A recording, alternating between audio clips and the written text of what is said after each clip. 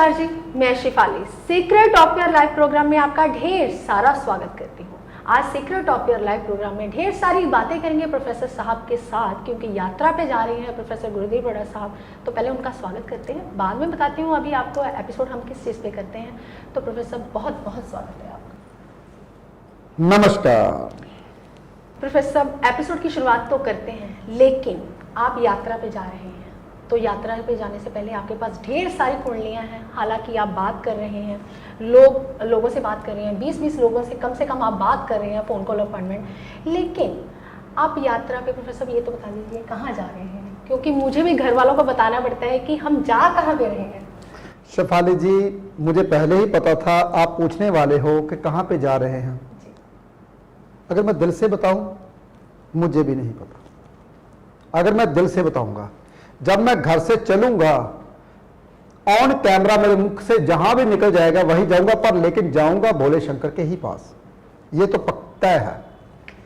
और यात्रा में आपको दिखाता जाऊंगा रास्ते रास्ते में, और भी कहीं भी जा सकता हूं, लेकिन भोले शंकर का रास्ते में जो भी आता है स्थान, वहां जरूर जाऊंगा मैं। जी, ऐसा तो मुझे भी पता है प्रोफेसर, आप भोले शंकर के बहुत बड़े फ़ैन हैं, भक्त हैं। लेकिन आपने 12 ज्योतिर्लिंग जो है वो पूरे कर चुके हैं। लेकिन कुछ आइडिया तो होता है ना कि हम इस जगह पे जा रहे हैं, कोई ऐसी लोकेशन है, क्योंकि क्यूरियोसिटी है आपके परिवार के लोगों को भी कि आप प्रोफेसर कहाँ जा रहे हैं। थोड़ा सा आइडिया दे दीजिए, हमें ये हो जाएगा कि हमने कितने ड्रेस डालनी है, कितने कपड़े पहनने हैं और कैसे जाना है। चलो, आपने पूछ लिया तो बता ही देता हूं। हम गर्मी में तो नहीं जाएंगे, क्योंकि गर्मी यहाँ पे स्टार्ट हो चुकी है। गर्मी में तो नहीं जाएंगे तो मौसम जहां पे सही होगा। अब मौसम कहां पे सही है भाई? महाराष्ट्र में भी मौसम सही है, हिमाचल भी मौसम सही है, जम्मू में भी मौसम सही है। जहां पे मौसम सही होगा वहां जाएंगे। गर्मी में तो बिल्कुल नहीं जाऊंगा मैं। हाँ, उत्तर प्रदेश में भी बहुत आगे, वहां भी मौसम सही है अभी तक। यहां तो गर्मी स्टार्ट हो चुकी है, मार्च का महीना स्टार्ट हो चुका है। लेकिन ये एपिसोड शायद मैं तब चले जब मैं यात्रा पे चला जाऊं, क्योंकि ये एपिसोड बनाने का हमारा यही मतलब है कि जब मैं वहां पे जाऊंगा, 15-20 दिन लग जाएंगे हमको जाते हुए, रास्ते में आते जाते। तो हो सकता है कि आप पीछे से मेरा वेट करते हो कब एपिसोड आएगा। तो इसलिए ये एपिसोड मैंने बनाने शुरू किए कि 2-3 एपिसोड आपके लिए छोड़ जाऊं, ताकि हमारा एडिटर, ताकि हमारी जो यूट्यूब टीम है वो आपको पीछे से एपिसोड दे दे। क्योंकि मैं हर बात के ऊपर तय तक जाता हूं, सच्चाई बता के जाता हूं, ताकि आपको सच का पता चले कि वाकई में जा रहा हूं। 2-3 एपिसोड आपके लिए छोड़ रहा हूं। हाँ, ये तो है, तय है कि गर्मी में नहीं जाऊंगा। जहां पे गर्मी होगी वहां मैं नहीं जाऊंगा। जहां पे टेम्परेचर नॉर्मल होगा वहीं पे ही जाऊंगा। वो आप देख लेना कहां पे नॉर्मल टेम्परेचर है। तो शेफाली जी, आपको कपड़े गर्मियों वाले डालने की तो जरूरत नहीं है, तो सर्दियों वाले कपड़े भी डालने की जरूरत नहीं है, क्योंकि बैग भर जाता है भाई। इसलिए नॉर्मल टेम्परेचर में जाऊंगा। अब आपने ढूंढ रहे हैं कहां पे जा रहा हूं। जी प्रोफेसर, मुझे पता है कि आप नहीं बताएंगे। अभी आपने जितने आपने जगह के नाम लिए ना, मुझे पता है इनमें से भी नहीं जाएंगे आप। चलो खैर, नहीं बताना चाहते आप, क्योंकि आपको पता है कि जब मैं जाऊंगा तो लोग सर्च करेंगे, तो बताएंगे तो गिफ्ट के वो हकदार होंगे, ऐसा आप चाहते हैं। तो प्रोफेसर, बात आती है, मेरे मन में बहुत सारे सवाल होते हैं। जब भी कैमरा लगता है ना, तो प्रोफेसर सवालों की एक लड़ी सी ना मन में घूमती रहती है कि ये सवाल प्रोफेसर गुरुदेव बड़ा साहब से मैंने पूछना है। तो प्रोफेसर, अभी आपने एक शिविर लगाया तो लोगों के पास धन की बहुत कमी थी, तो दिल ने चाहा कि क्यों ना धन के ऊपर एपिसोड किया जाए। क्यों नहीं होता इनके पास धन? प्रोफेसर, धन भी कई प्रकार का है। कुछ लोग समाज से धन चाहते हैं, समाज से मतलब धन ऐसे चाहते हैं कि समाज में इज्जत मान सम्मान हो, जैसा कि आपका है। आप ही अगर अपने गली मोहल्ले से निकलते हैं तो लोग प्रोफेसर साहब ऐसे करते, हाथ जोड़ते निकलते हैं। तो प्रोफेसर, दूसरा जो चाहते हैं वो कहते हैं कि माता पिता से धन मिल जाए, कि माता पिता अपनी संपत्ति से कुछ धन जो है हमें दे जाएं। और तीसरा वो चाहते हैं हमारा बैंक बैलेंस हो जाए, ताकि हमारी ज़िंदगी जो है वो सिक्योर हो जाए। और चौथा, जो पत्नी हम घर पे लेके आए हैं उसके साथ हमारे ग्रह ऐसे मैच कर जाएं ताकि हमारी डेली इनकम जो है वो बढ़ जाए। और पांचवा प्रोफेसर, लॉटरी का धन। कौन नहीं चाहता कि काश मेरी ऐसी लॉटरी लग जाए और मैं रातों रात अमीर बन जाऊं। तो प्रोफेसर, बहुत तरह का धन होता है, लेकिन आप हर बार बताते हैं कि दूसरा धन जो है कुंडली में वो संचित धन का हो गया, और 5वां लॉटरी का हो गया, विद्या का भी होता है, 7वां डेली इनकम का भी हो गया, अष्टम घर से हम देखते हैं कि प्रॉपर्टी कैसे मिलती है, 11th हाउस से हम देखते हैं कि हमारी इच्छाओं की पूर्ति कैसे होती है। हालांकि आप सब कुछ जो है वो यूट्यूब के ज़रिए बता देते हैं, लेकिन प्रोफेसर आज जो बताएंगे आप, मेरी दिली इच्छा है, आपके परिवार की दिली इच्छा है, और जो लोग ज्योतिष देखना चाहते हैं, ज्योतिष सीखना चाहते हैं, वो चाहते हैं कि आप हमें एक प्रैक्टिकल करके बताएं कि किस घर से हम प्रॉपर धन का देख सकते हैं कि हमारा ये वाला धन इस घर से जुड़ेगा तो हम उस घर को स्ट्रॉन्ग कर लें। शेफाली जी, आप चाहते हैं बोर्ड फिर लगाया जाए यहाँ जी पे? बिल्कुल, मेरी आपसे दिली रिक्वेस्ट है प्रोफेसर, आप ऐसा कीजिए, क्योंकि आप तो करते ही हैं लोगों का भला। मैं भी चाहती हूँ कि आपके साथ रहते रहते मैं भी दुनिया का भला कर जाऊँ। ठीक है शेफाली जी, अगर आप चाहते हैं कि मैं बोर्ड के ऊपर कुंडली बनाऊं तो आप कुंडली बोलिए तो मैं बना देता हूं, वही कुंडली बनाता हूं, उसके माध्यम से ही आपको बताता हूं कि वो धन आपको कैसे मिल सकता है। जी प्रोफेसर। ओम नमः शिवाय। हाँ जी शेफाली जी, कौन सी कुंडली बनाए? कुंडली भी आपकी पसंद की होनी चाहिए, बताइए। जी प्रोफेसर, मेरी पसंद तो आपका परिवार ही है, तो ऐसे ही आपके परिवार के किसी पर्सन ने हमें कमेंट किया था कि आप मेरे बच्चे की डेट ऑफ बर्थ जानें तो उसके बारे में ज़रूर बताएं। तो उनकी डेट ऑफ बर्थ हम बोलते हैं प्रोफेसर 1 जुलाई 2000। 2000। जी बिल्कुल। टाइम सुबह के 6 बजे। सुबह के 6 बजे। जी, लुधियाना का बर्थ प्लेस है। AM सुबह 6 बजे, AM कि PM? AM Ludhiana, place of birth Ludhiana. जी बिल्कुल। हाँ जी, प्लेस ऑफ बर्थ लुधियाना। तो जुलाई मेरा 25 जुलाई का है, ये 1 जुलाई का है, तो इसका ये मतलब है 1 जुलाई को जो सूर्य देव होंगे वो मिथुन राशि में होंगे, और जो समय है आपका 1 जुलाई का वो तकरीबन सुबह के 6 बजे, यानी कि सुबह के 6 बजे सूर्य उदय हो गए। मेरे ख्याल में शेफाली जी मिथुन लगन आएगा और लगन में सूर्य आएंगे। जी बिल्कुल राइट। प्रोफेसर आपकी जो कैलकुलेशन है ना बहुत। शेफाली जी कुंडली को एक बार और देखने के लिए बहुत ध्यान से सुनिए। कुंडली बनाने के लिए सभी ज्योतिषियों के लिए ये चीज है, ये जो कैलकुलेशन होती है बहुत आसान होती है। ये कैलकुलेशन आपको मैं सिखाने वाला हूं। 14 अप्रैल को या 15 अप्रैल को सूर्यदेव मेष राशि में आ जाते हैं। बहुत ध्यान से सुनिए, जब सूर्यदेव मेष राशि में आ जाते हैं तो 14 अप्रैल से लेकर 14 मई तक सूर्यदेव मेष राशि में रहेंगे। ये तकरीबन है, कई दफा 15 भी हो जाती है। ये तकरीबन कैलकुलेशन करने की, गणना करने की आपको मैं बता रहा हूं कि गणना कैसे की जाती है और ग्रह को कैसे देखा जाता है। फिर उसके बाद अब 15 मई से 15 जून तक सूर्यदेव वृष राशि में रहते हैं, और 15 जून से 15 जुलाई तक सूर्यदेव मिथुन राशि में रहते हैं। तो इसलिए मैंने मिथुन राशि में बना दिया सूर्यदेव। अब सूर्यदेव उदय कब होते हैं? देखो जुलाई में सूर्यदेव उदय होते हैं, कम से कम मान के चलिए आप 5:17, 5:20, तकरीबन। इसका मतलब 2 घंटे का लगन तो होता ही है। इसका मतलब 5:15 से लेकर और 7:15 बजे तक तकरीबन। अब कितने डिग्री चला गया ये भी बहुत ध्यान से सुनिए। जब तक ये डिग्री नहीं जान पाओगे तब तक गणना नहीं कर पाओगे। बहुत ध्यान से सुनिए। अब यहां पे सूर्यदेव चले गए 15 डिग्री, क्योंकि 15 कहां निकल गए? 15 डिग्री कैसे निकल गए मैंने कैसे बताया? 15 जून से लेकर 15 जुलाई तक सूर्यदेव मिथुन राशि में रहेंगे, और ये 15 डिग्री चल भी चुके हैं। इसका यह मतलब है जब सूर्य उदय होगा तो 15 डिग्री निकल चुके होंगे तकरीबन। तो 15 डिग्री निकल गए, अभी 15 डिग्री बाकी है, तो 15 डिग्री की कैलकुलेशन करूं तो बच गया आपके पास 1 घंटा। इसका मतलब अगर 6:15 या 6:20 या 6:30 का जन्म होता तो इसका लगन होता, कौन सा लगन होता? कर्क लगन होता। अगर 6:30 या 6:40, 6:45, 50 होता तो इसका मतलब कि अगर 6 और 6:15 के बीच में, 5:15 से लेकर 6:15 के बीच 15 डिग्री अभी तक मिथुन लगन ही है।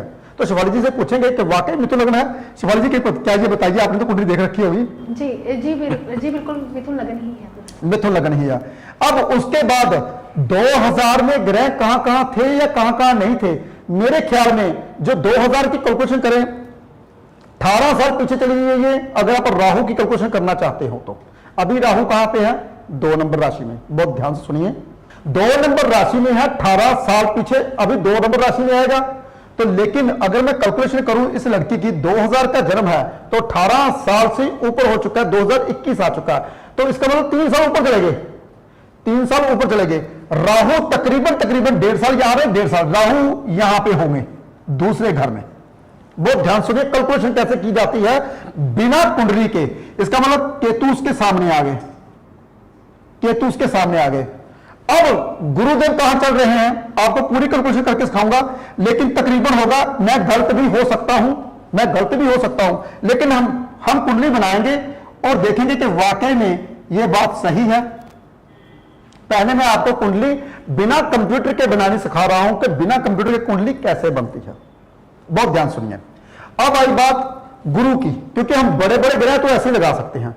गुरु 12 साल में 30 डिग्री पूरी करते हैं, 12 साल में क्या करते हैं, पूरा 360 डिग्री का भाव चक्कर पार करते हैं, यानी कि एक साल में वो 30 डिग्री पार करते हैं। तो अभी गुरुदेव कहां चल रहे हैं, मकर राशि में। तो मैं अगर पूरी कैलकुलेशन बताने लगूं तो आप मेरा एपिसोड पूरा पूरा यहीं पे खत्म हो जाएगा। आपने गुरुदेव की कैलकुलेशन करनी है तो साल के 3 बना, 1 2 12 साल हो गए, 13 14 15 16 17, यानी कि अगर मैं कैलकुलेशन लगाऊं गुरुदेव या तो यहां होंगे या यहां होंगे, अगर मैं कैलकुलेशन करूं, अगर ब्रीकी में, क्योंकि समय बिल्कुल भी नहीं है। फिर सूर्य की बात आई, सूर्य तो मैंने बता दिया, फिर उसके बाद शनि की बात आई, यानी कि ये भव चक्कर जो है 360 डिग्री का शनि देव करते हैं 30 सालों में। तो उसकी कैलकुलेशन आपने लगा देनी है। तो 30 सालों में कैसे होगा, क्योंकि अभी तक शनिदेव यहां पे हैं, अभी शनिदेव मकर राशि में चल रहे हैं, तो इसका मतलब 30 सालों में अभी भव चक्कर पूरा नहीं हुआ। तो इसका मतलब शनिदेव यहां ही होंगे और कहीं नहीं होंगे। चलो मैंने आपको ये मोटी मोटी कैलकुलेशन बताई है, फिर चंद्र के हम बताएंगे 2.5 सालों में ऐसे करता है। ये बगैर कैलकुलेटर के, बगैर आप पंचांग के बिना आप कैलकुलेशन मैं आपको बता रहा हूं। लेकिन हम शिवाली जी से पूछते हैं कहां कहां ग्रह बैठे हुए हैं। शिवाली जी बताइए मुझे। जी गुरुजी, लगन में है सूर्य, बुध, बुध भी सूर्य, हाँ बुध। चंद्रदेव भी। एक बात और बता दूं आप सबको मैं, कभी भी सूर्य से बुध एक घर पीछे नहीं जाता, यानी कि ज्यादा 29 डिग्री का फर्क होता है, या तो वो आगे रहेगा या इसमें रहेगा या पीछे रहेगा। बुध देव कभी भी पूरा घर छोड़ के पीछे नहीं जाते, इस बात का खास ध्यान रखना है आपने। और शुक्र भी तकरीबन अगर मान लीजिए, क्योंकि बुध के साथ ही शुक्र है, तो शुक्र भी इन तीनों घरों से आगे पीछे नहीं जाते। शुक्र भी इससे और इसके आगे पीछे नहीं जाते, या तो शुक्र यहां होंगे या यहां होंगे या यहां। ये कैलकुलेशन करके बताऊंगा कैसे होते हैं, ये बहुत बड़ी कैलकुलेशन है। शुक्र देव कहां पे है जी, लगन में। लगन में शुक्र देव है जी, चंद्रदेव भी, चंद्र भी लगन में है जी, चंद्र भी लगन में है, मंगल भी लगन में है। और गुरुजी 12th हाउस में गुरु और शनि। 12 में देखा, गुरुदेव मैंने बोला था ना, या तो वो यहां होंगे या यहां होंगे, ये कैलकुलेशन करके। तो शनिदेव कहां पे है, जी 12th हाउस, 12th। शनिदेव भी यहां पे बैठे हुए हैं। देखिए ये कैलकुलेशन होती है हमारी, हम जब भी जो स्टडी करवाते हैं तो ऐसे आपने ऐसे कैलकुलेशन करनी है जो मैंने आपको बताई। अब शेफाली जी ने पूछा था कि मुझे ये बताइए, धन जो 5-6 धन शेफाली जी ने बताया कि धन संचित धन होता है हमारे दूसरे घर से। बहुत ध्यान से सुनिए मेरी बात, संचित धन होता है। लेकिन इससे पहले मैं एक बहुत बड़ा धन के बारे में बताऊंगा। वो धन जानिए, जितने भी धन है ये सब मिट्टी है अगर वो धन ना हो। वो पता धन कौन सा है शेफाली जी, भूल गए शायद जी। वो धन है सेहत का। जी बिल्कुल। अगर इंसान की सेहत नहीं ठीक, क्या करना धन को, क्या करना पत्नी को, वो बेड पे बैठा हुआ है, हाय हाय कर रहा है, क्या करना पैसे को, हॉस्पिटल जाएगा डॉक्टर टीका लगाता है, वो खाने को कुछ नहीं देता और नली लगाता साथ में, खाना पीना कुछ नहीं, मुंह बंद कर देता है। तो क्या करना ऐसे धन को भाई, क्या करना संचित धन को, क्या करना पत्नी को, क्या करना बच्चे को, जब वो बंदा बेचारा नहीं रहा तो। जी। सबसे पहला धन आपका लगन का होना चाहिए, लगन स्ट्रांग होना चाहिए।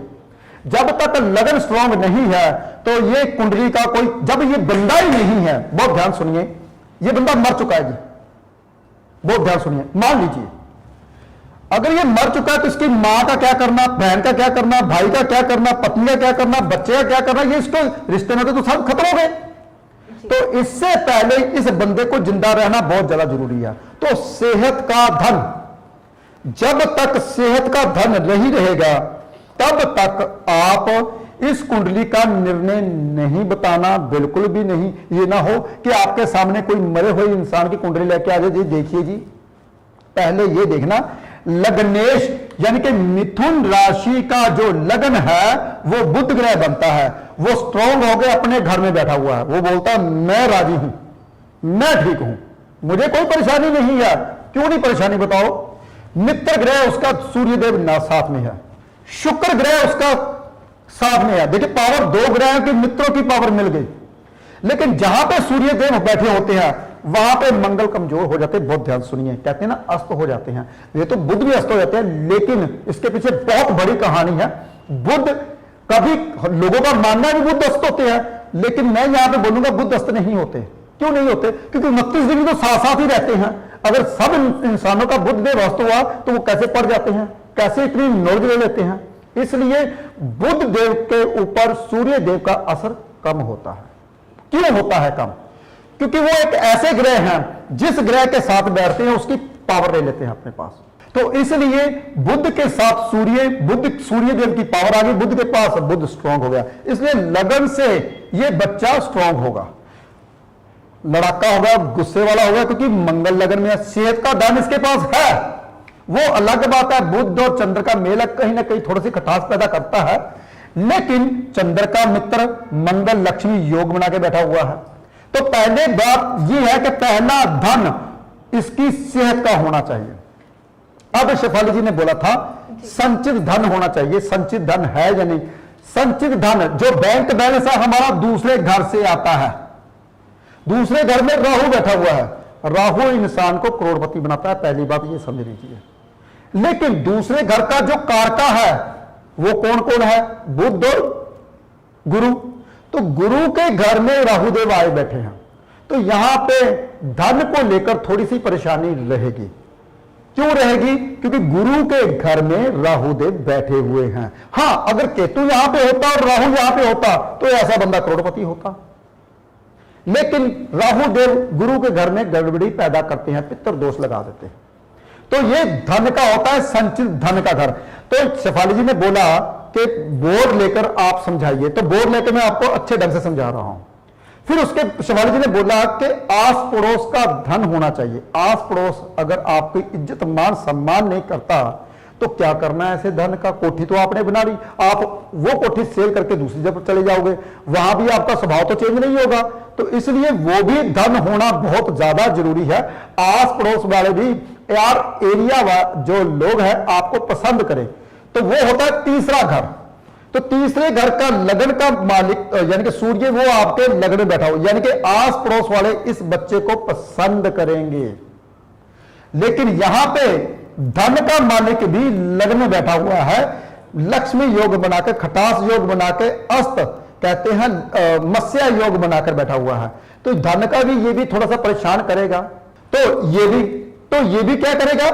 ये भी धन दे सकता है, लेकिन यहां पे राहु परेशान कर सकता है। ये आ गया आस पड़ोस, पराक्रम का, जोश का। उसके बाद शेफाली जी ने बोला मकान का सुख भी तो होना चाहिए। वो कहां से आएगा? चौथे घर से। उसका धन भी होना चाहिए। मकान का धन है या नहीं है? किसके पास मकान ही नहीं है, पैसा कमा रहा है और रह रहा है किराए पे, तो वो भी बहुत ज्यादा जरूरी है भाई। वो सुख भी मिलना चाहिए चौथे घर का। तो वो लगन का मालिक भी वहां पे बैठा हुआ लगन में, इसका मतलब इसका मकान भी बन जाएगा। सुनते जाइए बहुत ध्यान से। इसको कौन ग्रह देख रहा है? कोई बुरा ग्रह तो नहीं देख रहा। इसके ऊपर केतु की दृष्टि है, मिलेगा तो थोड़ा सा तड़फ के मिलेगा।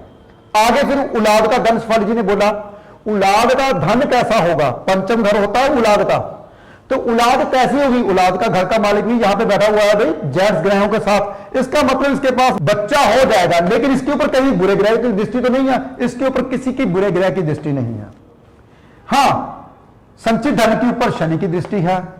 जो मकान का सुख है उसके ऊपर मंगल की दृष्टि है, क्योंकि मंगल की दृष्टि कभी भी चौथी अच्छी नहीं होती, वो बुध के घर में कभी भी अच्छी नहीं होती। ऊपर से केतु की दृष्टि है, लेकिन बुध ग्रह स्ट्रॉन्ग है, इसलिए इसको मकान का सुख मिल जाएगा। आगे फिर आती है बात वो दशा महादशा की, फिर नक्षत्र कौन से नक्षत्र में बैठा हुआ है, फिर उसके बाद चंद्र का नक्षत्र कौन सा है। इसकी अगर कुंडली बनाओ तो अगर ये लड़की है तो चंद्र से भी देखा जाएगा, अगर ये लड़का है तो सूर्य से भी देखा जाएगा। देखिए बहुत ध्यान से।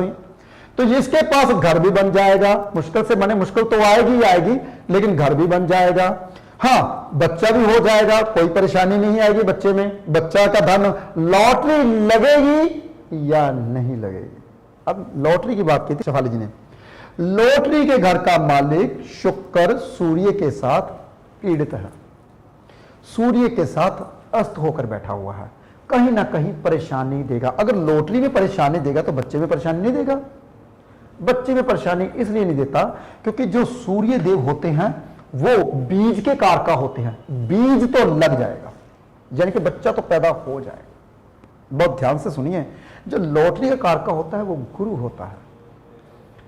तो गुरु तो बच्चे का कारका भी होता है, औलाद का कारका आगे दादा परदादा तो बन जाएगा, ये नहीं बनेगा, वो बाद की बात आती है, क्योंकि आगे आयु देखनी पड़ेगी अष्टम घर से। फिर इसके पास लॉटरी लगेगी या नहीं, पैसा वो तो चंद्र से ही आता ना। तो चंद्र यहां पे क्या हुआ, बुध के साथ पीड़ित है, सूर्य के साथ पीड़ित है, मत्स्या योग लगा हुआ है, पैसे की थोड़ी कमी रह सकती है, यानी कि इसका मतलब लॉटरी का लगने का चांस बहुत कम है। अब आगे कौन सा, पत्नी का धन या पति का धन, वो कैसा होगा। अपने से छठे हाउस में बैठा हुआ है, 2 3 4 5 6, अपने से सप्तम घर का मालिक अपने से छठे हाउस में बैठा, इसलिए वो भी पीछे से इशारे आने शुरू हो गए, कहते हैं समय बहुत कम रह गया प्रोफेसर साहब, जल्दी जल्दी कीजिए, अभी तभी तो मैंने पूरा नहीं समझाया। अपने से छठे हाउस में बैठा हुआ है, इसका मतलब हस्बैंड के साथ थोड़ी सी किटकिट रहेगी, उपाय बिना उपाय करवाए या पत्नी के साथ करके बिना उपाय करवाए शादी मत करना, क्योंकि मंगल की दृष्टि भी है, सूर्य की दृष्टि भी है, ऊपर से इस घर का मालिक वहां पे बैठा, उसके ऊपर केतु की दृष्टि भी है। देखिए कुंडली को ऐसे ही देखा जाता है, बहुत बारीकी है कुंडली को देखने के लिए। उसके बाद पत्नी का धन देख लिया, उसके बाद आपकी डेली इनकम कैसी होगी, डेली इनकम में थोड़ी सी परेशानी रहेगी, क्योंकि उसका घर का मालिक पीड़ित है। हालांकि केतु गुरु को देखे कभी भी खराब नहीं होता, लेकिन जिस घर को देख रहा है उस घर का मालिक जो है वो सूर्य के साथ खराब है, अस्त होकर बैठा हुआ है। इसका मतलब क्या है कि डेली इनकम इतनी अच्छी नहीं रहेगी।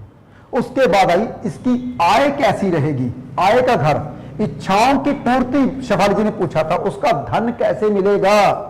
इच्छाओं की पूर्ति का धन जो है मंगल यहां पे लग्न में बैठा होगा, इच्छाओं की पूर्ति जो ये बच्चा मांगेगा वो मिलेगा ही मिलेगा, लेकिन कैसे मिलेगा, देखिए बहुत ध्यान सुनिए, इसको कैसे मिलेगा। इसके ऊपर कहीं बुरे ग्रहों की दृष्टि तो नहीं है, अरे भाई इसके ऊपर ना बुरे ग्रहों की दृष्टि है, ना उसके मालिक के ऊपर बुरे ग्रहों की दृष्टि है। इसका मतलब इसकी इच्छाओं की पूर्ति हो जाएगी। वो अलग बात है कि बुध के साथ मंगल बैठ के बद्ध हो जाता है, खुशियां नहीं आती, मंगल कार्य नहीं होते। यानी कि खुशियां मंगल कार्य कब तक नहीं होंगे, कितनी आयु में नहीं होंगे, कौन सी दशा में आएंगे, जो दशा इसकी लगेगी। अगर कहीं मंगल में बुध आ गया तो परेशान हो जाएगा, अगर कहीं मंगल में शनि आ गया, कहते चोट का योग होता है, लेकिन भाग्य उदय तो वही होगा। अगर कहीं पर्यंतर में गुरु का अंतर पर्यंतर चल पड़ा तो फिर समझ लीजिए शादी हो जाएगी। देखिए जब तक आप ग्रहों की नेचर को और कुंडली को अच्छे ढंग से नहीं जानोगे तब तक आपको पता नहीं चलेगा कि धन होता क्या है। ये शेफाली जी के क्वेश्चन का जवाब मैंने दिया साइंटिफिक रीजन से।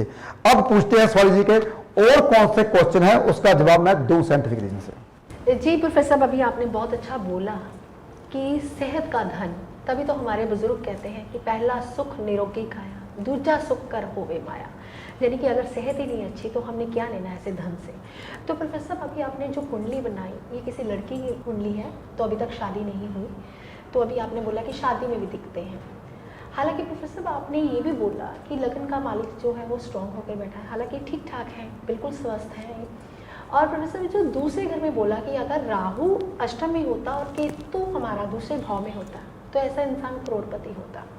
तो प्रोफेसर अब कुछ जोशी ऐसे होते हैं जो केतु को इग्नोर कर देते हैं, केतु ग्रह को, क्योंकि आइसोलेट का कारक है, जैसे जिस ग्रह में बैठता है, जिस लगन में बैठता है या जिस जगह में बैठता है उस जगह को आइसोलेट कर देता है। तो प्रोफेसर अगर केतु दूसरे भाव में होता है, अगर हम प्रैक्टिकल बातें करें तो इंसान करोड़पति तो बन जाता है, लेकिन जैसे ही करोड़पति बनता है, जिस भाव में करोड़पति बनता है उस भाव से पैसा जो है उसके पास कभी नहीं टिकता। मैंने ऐसी कुंडलियां भी आपके साथ बैठे हुए प्रैक्टिकल देखी हैं कि केतु अगर दूसरे भाव में आ जाता है तो उसके पास पैसा जो जिस भाव में आता है वैसे ही निकल जाता है। तो ऐसा इंसान करोड़पति होते हुए भी कंगाल होता है, ऐसा क्यों? शेफाली जी, दूसरा घर बैंक बैलेंस का, जी बिल्कुल। दूसरा घर जी हमारे परिवार का, जी हमारे परिवार का होता है। बहुत ध्यान से सुनने वाली बात है। जब तक आपका वंश ही नहीं अच्छा तो क्या करना ऐसे पैसे को जो आपने कमा के डूब दिया। डूबने वाला इंसान कौन होता है? वंश। दूसरे घर में अगर केतु आ जाए, लिख लीजिए बातें, औलाद नेक होती है। गुरु के घर में केतु आ गया, कभी भी बुरा नहीं करता, नेक औलाद का मालिक। तड़फाता है धन मेरे बैंक बैलेंस में आ जाए, वो अलग बात है, लेकिन वो औलाद ज्यादा खर्चा करने वाली नहीं होती, पैसे को बचा के रखती है। और दूसरे घर का केतु कभी भी, वो अलग बात है कौन सी राशि में है, पापी होकर बैठा है, कौन सा उसके घर का मालिक अगर पीड़ित है, छठे हाउस में गया दूसरे घर का मालिक, तो फिर तो डूबेगा ही डूबेगा। लेकिन फिर भी 90% दूसरे घर का केतु औलाद के लिए बहुत अच्छा होता है, इसलिए दूसरे घर का केतु कभी भी खराब नहीं होता। केतु पंचम घर का भी खराब नहीं होता, केतु 9वें घर का भी खराब नहीं होता, केतु 12वें घर का भी खराब नहीं होता। यहां पे मैंने जो जो प्लेसमेंट मैंने बताई है, वहां पे केतु देव कभी भी खराब नहीं होते 99%। लेकिन कुंडली को हम जरूर देखेंगे कि उस घर का मालिक कहां पे बैठा हुआ है, उस घर को कौन सा ग्रह देख रहा है, उस घर का मालिक पापी तो नहीं होकर बैठा। इसलिए शेफाली जी बहुत सारी बातें हैं कुंडली को लेकर। जी, अगर बात केतु देव के ऊपर ही चली है तो प्रोफेसर माफी चाहती हूँ आपसे, आपके साथ बैठे बैठे अगर प्रैक्टिकल किया जाए तो प्रोफेसर 12वें घर का केतु तो जेल यात्रा भी करवा देता है। तो अपनी अपनी कुंडलियां खोल के बैठिए, तो मुझे लगता है कि 50% लोग ऐसे होते हैं, ऐसे होंगे भी जिसने जेल यात्रा की हो। तो ऐसा क्यों प्रोफेसर? शेफाली जी, जेल यात्रा उसकी होती है अगर 12वें घर का मालिक भी लगन में आ जाए। बहुत ध्यान से सुनिए, 12वें घर का मालिक का संबंध अष्टम घर के साथ हो जाए, फिर जेल यात्रा होगी। कुंडलियां खोलिए तभी पता चलेगा, ऐसे जेल यात्रा नहीं होती। जिसका केतु 12वें घर में होता है उसकी जेल यात्रा नहीं होती। संबंध को अगर नहीं देखोगे तब तक जेल यात्रा नहीं होती। शिवाली जी देखिए, मेरी बात सुनिए, 12वें घर का मालिक का अगर लगन के साथ संबंध नहीं होगा, केतु बेचारा अकेला उसको कैसे ले जाएगा? जी बिल्कुल। अगर संबंध होगा तभी तो उसको जेल यात्रा जानी पड़ेगी, तभी उसको फौरन यात्रा भोगनी पड़ेगी, तभी उसको कष्ट भोगने पड़ेंगे। जी प्रोफेसर, आते हैं इसी कुंडली के ऊपर। जैसे कि आपने देखा कि मत्स्य योग भी बना हुआ है, सूर्य और चंद्र का बना हुआ है, मंगल और बुध का, मंगल बुध है यहाँ पे, तो सूर्य बुध शुक्र है, तो ऐसे इंसान को कई बार स्किन एलर्जी भी हो जाती है प्रोफेसर। तो आप इसके लिए क्या रेमेडी देना चाहेंगे कि इस इंसान की, जो इस लड़की की है, शादी भी हो जाए, मंगल कार्य भी घर में हो जाए, जो मत्स्य योग है, जो रुक रुक के कार्य होते हैं घर में, वो पूर्ण हो जाए? बिल्कुल, बहुत आसान रेमेडीज दे रहा हूँ शिफाली जी। अगर ये लड़की ये करेगी तो सभी रोगों को और सभी दोषों को खत्म करना पड़ेगा। एक सिंपल साधारण सा उपाय दूंगा जो कि वो बहुत अच्छा होगा, और सबसे बड़ी बात है राहु को भी ठीक करेगा। सुबह सोमवार के सोमवार भोले शंकर के पास जाके जल चढ़ाए, जिससे उसका चंद्रमा ठीक होगा, और जो सफेद चंदन है वो माथे के ऊपर लगाए, जिससे उसका राहु ठीक होगा। तो जैसा वर मांगेगी वैसा ही मिलेगा। गुरुदेव 12वें घर में कभी भी खराब नहीं करेंगे जब कभी भोले शंकर के पास ये लड़की जाएगी। सिंपल साधारण सा उपाय बता रहा हूं, शनिदेव के पास आपने नहीं जाना, और कहीं भी कहीं मंदिर पे नहीं जाने की जरूरत है, सिर्फ और सिर्फ भोले शंकर के पास सोमवार जाने की जरूरत है। अगर वक्त रख सकती है, पेट खाली रख सकती है, फलाहार रह सकती है, तो सोमवार के सोमवार वो और भी अच्छा होगा इसके लिए। धन की कमी नहीं होगी, किसी चीज की कमी नहीं रहेगी। एक सिंपल साधारण सा उपाय है। जी प्रोफेसर, एक और उपाय जाते जाते बता दीजिए इस लड़की के लिए, क्योंकि आपने बोला कि सप्तम घर का मालिक जो है अपने से छठे हाउस में बैठा हुआ है, तो ऐसे कोई पति पत्नी के संबंध जो है वो अच्छे नहीं रहते, तो उसके लिए क्या कोई स्टोन भी धारण हो सकता है, या कुछ ऐसा उपाय हो सकता है कि शादी के वक्त किया जाए और इस लड़की की जिंदगी जो है वो समूह चले? बिल्कुल चलेगी। पहले शादी इसकी हो जाएगी जब वो सोमवार के सोमवार व्रत रखेगी, या फिर सोमवार भोले शंकर के पास कच्ची लस्सी चढ़ाएगी। लेकिन अगर कोई स्टोन डाल सकते हैं तो व्हाइट पुखराज डाल सकते हैं, इससे इसकी मैरिज भी होगी, बहुत अच्छा घर भी मिलेगा। जी प्रोफेसर, आपका बहुत बहुत धन्यवाद, क्योंकि आज जो कुंडली हमने डिस्कस की है ये यूट्यूब के जरिए ही आई थी हमारे पास। तो अगर चाहते हैं आपकी कुंडली पर भी प्रोफेसर गुरुदीप बराड़ साहब डिस्कस करें तो आपकी लॉटरी भी लग सकती है। अगर आप यूट्यूब पे कमेंट डालते हैं तो आप प्रोफेसर गुरुदीप बराड़ साहब से कुछ भी पूछ सकते हैं, लेकिन वो एक ही जरिया है, यूट्यूब के जरिए आप कमेंट डालिए, ताकि आपको प्रोफेसर गुरुदीप बराड़ साहब एक और नया एपिसोड करके आपको उसका हल दे दें, आपको उसका निवारण दे दें। तो आज का एपिसोड जो है वो जोशियों के लिए बहुत अच्छा था, आम जनता के लिए भी बहुत अच्छा था, पुरुषों के लिए भी बहुत अच्छा था, औरतों के लिए भी बहुत अच्छा था, क्योंकि बहुत बड़ी बात जो है प्रोफेसर साहब ने बोली है, धन के ऊपर बोली है। तो इस एपिसोड को आपने ज़्यादा से ज़्यादा लोगों तक शेयर करना है, ताकि आपका ज्ञान तो बढ़े बढ़े, साथ में दूसरे लोगों को भी जो है धन जो है प्राप्त हो सके। और कमेंट में आप ओम नमः शिवाय लिखना मत भूलिएगा, यही मंत्र जो है इच्छाओं की पूर्ति करवाता है। आप अपना ध्यान रखें, खुश रहें। आज के लिए इतना ही, नमस्कार। सूर्य मणि यंत्र के रूप में आपके सन्मुख लेकर आए हैं प्रोफेसर गुरदीप अरोड़ा जी। पूजा विधि से अभिमंत्रित कर प्रोफेसर गुरदीप अरोड़ा जी ने सूर्य मणि यंत्र को तैयार किया है। जो इंसान फोबिया यानी डर की बीमारी से पीड़ित है, उन्हें निडर बनाता है। नौकरी नहीं मिलती तो उसमें मदद करता है। जो रोज सूर्य मणि यंत्र के दर्शन करता है, यह सूर्य मणि यंत्र आपको कामयाबी की बुलंदियों तक पहुंचाता है। अपने अपनों का जीवन बदलने के लिए अपने घर ले आए अभिमंत्रित सूर्य मणि यंत्र।